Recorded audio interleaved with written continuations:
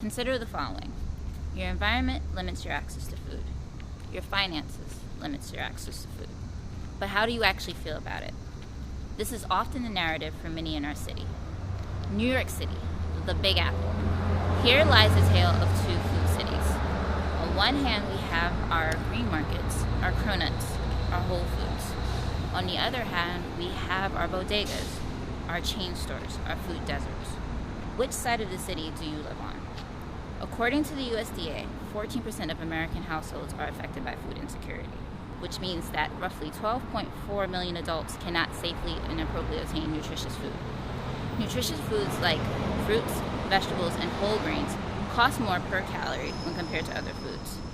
Nutritious foods are also may be restricted due to their perishability as well as their restriction in high-income areas. What happens with food insecure individuals is that calorie-rich foods such as foods limited in nutrients as well as being laden with sodium, simple carbohydrates, and saturated fats replace those in the diet. This lower quality diet may worsen blood sugars as well as blood pressure, and when done for an extended period of time, blood sugars as well as lipid profiles may worsen, which may increase the likelihood of disease onset. Research has already indicated that food insecurity and chronic disease are associated, particularly with diseases like diabetes, obesity, high blood pressure, high cholesterol, and various cancers. Food insecurity may also affect one individual's ability to achieve a certain goal, such as healthy eating or losing weight.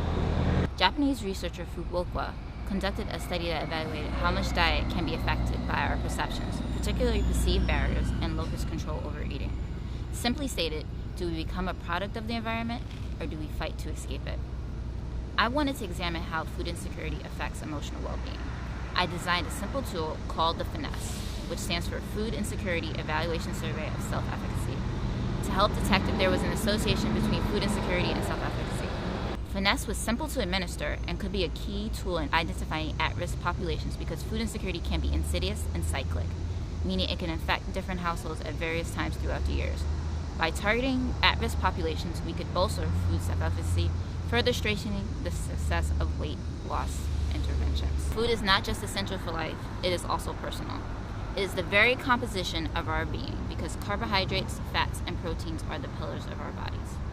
Food has connections to our cultures. It's entrenched in our traditions, our social standings, our likes and dislikes, as well as our emotional self. If you ask me how I feel that we all have our right to have nutritious, good food. We also have the right to have our cake and eat it too.